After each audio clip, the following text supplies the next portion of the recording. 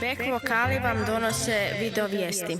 Pozdrav, ja sam Antonio i ovo su video vijesti. Sudjelovanje centra Vinko Bek na CUC-u 2025. godine.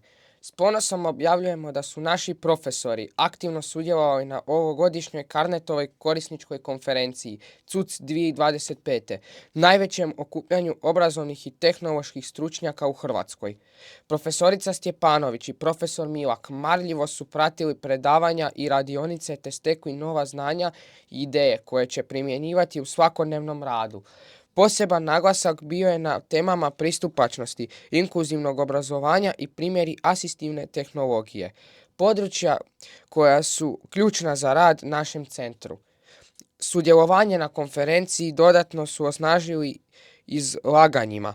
Profesorica Stjepanović održala je radionicu nazvana Gledam i čitam kroz umjetnu inteligenciju, a profesor Milak inovativno predstavljanje provođenja projekta Brain u centru u izazovnom formatu Peća kuća s izlaganjem na temu inkluzivnog obrazovanja i umjetne inteligencije.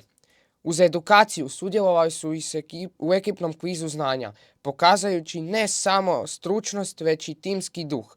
Nakon 4 pokušaja profesor Mirko je napokon osvojio prvo mjesto. Trud se isplati. Hvala Carnetu na organizaciji ove iznimne konferencije. Veselimo se u primjeni naučenog u našem radu.